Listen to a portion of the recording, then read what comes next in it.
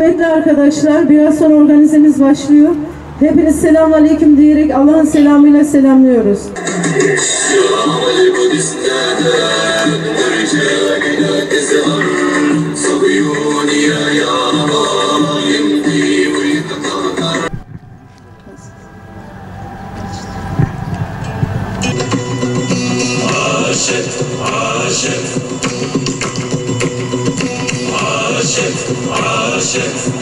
عاشت فلسطين تسكو عيوني نبيت السلام العالم يعلم أرض سوريا أرضنا عاشت فلسطين عاشت. Tekbir, Allahu Ekber, tevhid, la ilahe illallah, tevhid, la ilahe illallah, tevhid, la ilahe illallah.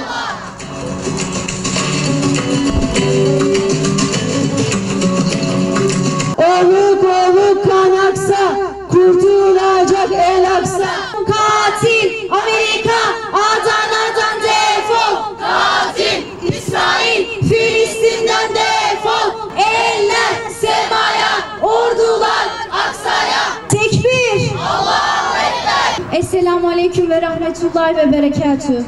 Hamd, alemlerin Rabbi olan Allah'a mahsustur. Selat ve selam, onun indirdiği bütün peygamberlerin üzerine olsun. Ve selam yine bütün Filistinli kardeşlerimizin üzerine olsun. Onları buradan selamlıyoruz hep beraber. Esselamu Aleyküm ve Rahmetullahi ve Berekatühü. İnna fetahna leke fethan mubina ve yansuraka Allahu nasran aziza huvellezî في قلوب المؤمنين ليزدادوا إيمانا مع إيمانهم ولله جنود السماوات والأرض وكان الله عليما حكيما. Katil İsrail'i Gazze'de işlediği insanlık suçlarını lanetlemek için burada toplandık. ABD ve Batı'nın desteğini arkasına alan işgalci İsrail, çocuk, kadın demeden en ağır silahlarla Filistinli kardeşlerimizi katletmeye devam ediyor. Bombardımanlardan sağ kurtulanları ise susuz, aç, ilaçsız bırakarak topluca cezalandırmaya çalışıyor. Tüm imkansızlıklara rağmen Hamas'ın ortaya koyduğu direniş ise iman varsa imkanın da olduğunu bizlere göstermiş ve Siyonist rejime ağır kayıplar verdirmiştir elhamdülillah. Aksa tufanı ile yıllardır tüm Müslümanların içine birikmiş olan öfkeyi bir kasırgaya dönüştürerek Siyonistlere gereken dersi vermiştir. Hamas sadece İsrail'i paçavraya çevirmekle kalmamış, Batı'nın medeniyet maskesini düşürerek altındaki Haçlı barbarlığını da bütün dünyaya tekrar ifşa etmiştir. Bundan 1000 yıl önce İslam topraklarını talan etmek, kutsallarımızı çiğnemek için bir araya gelen Haçlı ordularının bugünkü karşılığı Siyonist İsrail ile bir araya gelen batılı devletlerdir. Aksa tufanı Siyonistlerin ne kadar vahşi, zalim ve hukuk dışı olduğunu da bir kere bizlere göstermiştir bir daha. Bir kez daha açıkça görülmüştür ki koydukları tavır Siyonistlerin nasıl bir hezimet yaşadıklarının kanıtıdır. Gayrimeşru yollarla koruyup kolladıkları İsrail'i şimdi savaş gemisi ve silahlarıyla desteklemek için geliyorlar. İsrail, ABD ve Batı'nın bölgedeki karakoludur. Buradan katil İsrail'le birlikte ABD emperyalizminin de lanetlenmesi gerektiğini hatırlatmak isteriz. Bizler Aksa tufanıyla iftihar ettiğimizi buradan bir kez daha ilan ediyoruz. Allahu Ekber! Ortada bir Filistin meselesi yoktur. Ortada bir Gazze meselesi yoktur. İslam topraklarını işgal etmiş, İslam topraklarının ortasına bir çıban gibi yerleştirilmiş işgalci gasip İsrail meselesi vardır. Kardeşlerim, buradan tüm dünya duysun, hareket etmeyip yerinde çakılı kalanlar da duysun. Bu savaş Filistinlilerle İsraillilerin savaşı değildir sadece. Bu savaş Hamas ile İsrail'in savaşı da değildir. Bu savaş sadece İslami grupların savaşı da değildir. Bu savaş Müslümanlarla kafirlerin savaşıdır. Bu savaş ümmetin savaşıdır. İşte bu yüzden Mescid-i Aksa bir coğrafya meselesi değil, bir iman meselesidir. Bu savaş imkanlarla kazanılacak bir savaş da değildir. İmanla kazanılacak bir savaştır. Ortaya konulan bu direniş ile Filistin halkı zulme ve zalimlere asla teslim olmayacaklarını bir kere daha tüm dünyaya haykırmıştır. İşgal çetesi tarafından bombalanan camiler, hastaneler ve evleri görmezden gelenlerin savaşın sorumlusu olarak Hamas'ı göstermeleri tam bir zillet örneğidir. Hamas'ı suçlayanlar 7 Ekim'den önce Filistin'in işgal altında olduğunu bilmiyor mu? Mescid-i Aksa her gün Siyonistlerin necis elleriyle kirletilmiyor muydu? Filistin'in her bir karış toprağı paramparça edilip Filistinliler zorunlu göçe zorlanmamış mıydı? Dünyanın dört bir köşesinde milyonlarca Filistinli 80 yıldır süre gelen işgal ve katliamların sonucunda mülteci durumuna düşmediler mi? Gazze bir açık hava hapishanesi değil miydi? Müslümanlardan ve mücahitlerden ne isteniyor? Bu zulme boyun eğip işgale rıza göstermeleri mi? Bu asla gerçekleşmeyecektir. Ümmet-i Muhammed asla bu işgali tanımayacaktır. Direniş bunu asla kabul etmeyecektir. Şunu bir kere daha haykırıyoruz ki Siyonist katiller ancak mücahitlerin direnişiyle dize getirilebilir. Siyonistlere direnmek ise terör değil, cihattır, izzettir, şereftir.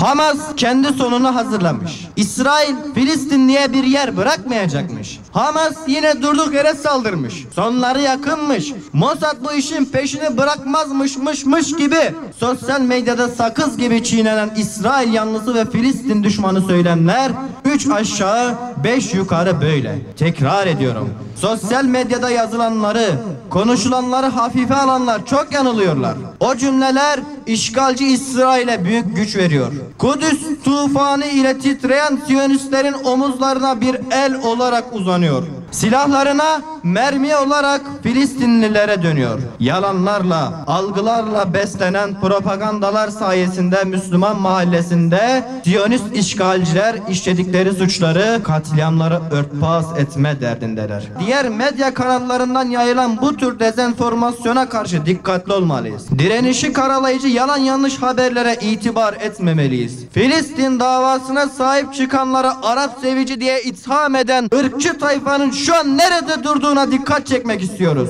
Arap düşmanlığı üzerinden kaos çıkartmaya çalışan ırkçılar şimdi Siyonist katilleri aklamak için çırpınıyorlar. Derdiniz nedir sizin? Meğer Suriyelilere, mültecilere ve Araplara düşmanlıkları İsrail aşkındanmış. Tesadüf değil. Kürt ve Türk ırkçıları İsrail seviciliğinde ve Hamas karşıtlığında birleşmiş durumdalar. Saflar da böylece netleşmiş oldu. Bir kez daha hatırlatmak isteriz ki Gazze neyse İdlib'de odur. Amerika ve Batı destekli İsrail'e kendi hakkına acımasızca katleden Esed rejimi ve destekçileri de bizim için aynıdır, düşmanımızdır, katildir. Tarih bize göstermektedir ki kim olursa olsun zulüm ile abad olunamaz. Kafirler istemese de Allah nurunu tamamlayacaktır. Tarihi günler içinden geçiyoruz. Türkiye'nin bütün sokaklarını direniş bilinciyle aydınlatmamız gerekiyor. Bugünlerde yaptıklarımız ahirette bizler için şahit olacak. Direniş gösterenlerin yanında bütün gücümüzle durmazsak gelecekte kimsenin yüzüne bakamayız. Allah Azze ve Celle kardeşlerimizi zafere ulaştırsın. Siyonist rejimi işgalcileri en acı ve en alçaltıcı şekilde işgal ettikleri yerlerden çıkartıp şehitlerin kanının bereketiyle özgür Kudüs'te bizleri bir araya getirsin. Düşmanın zelil olduğu günleri bizlere gösteren Allah'a binlerce hamdü senalar olsun. Hamas'ın, Filistin'in zaferi kutlu, mübarek olsun. İnşallah tüm ümmetin uyanışına vesile olsun. Selam olsun bütün mücahitlere. Selam olsun bütün müminlere. Müslüman uyuma, kardeşine sahip çık.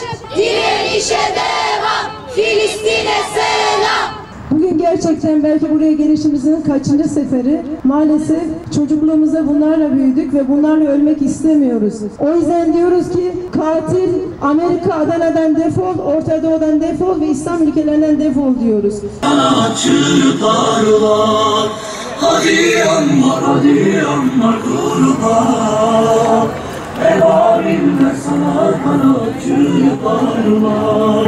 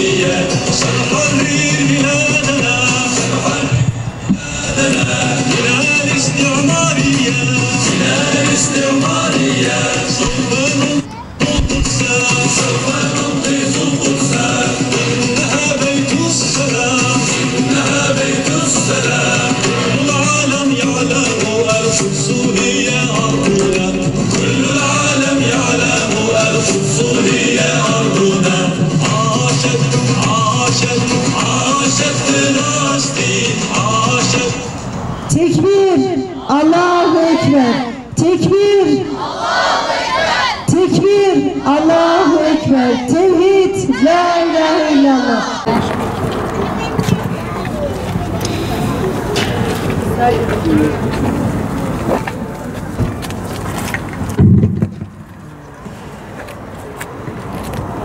Evet arkadaşlar, dua ederek diğer programımıza geçiyoruz. Şöyle halka olalım. Ayet-i kerimede Allah buyurdu ki Allah size yardım ederse sizi yenecek yoktur. Ve yine ayet-i kerimede Allah buyurdu ki Allah size yardım etmezse siz kimseyi yenemezsiniz. Biz Allah'ın gücüne iman ettik.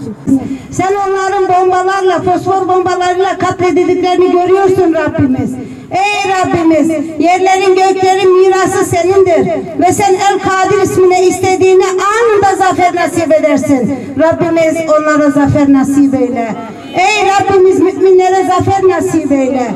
Ey Rabbimiz, haklı olanlara zafer nasip eyle. Ey Rabbimiz, kafirlere El-Kahhar ismine kahri perişan eyle. Şüphesiz ki biz bundan dolayı çok mutlu olduk. Biz kafirlerin zelil olmasından dolayı çok mutlu olduk. Rabbimiz onları kahri perişan eyle. Nasıl ki Firavunları suda boğdun,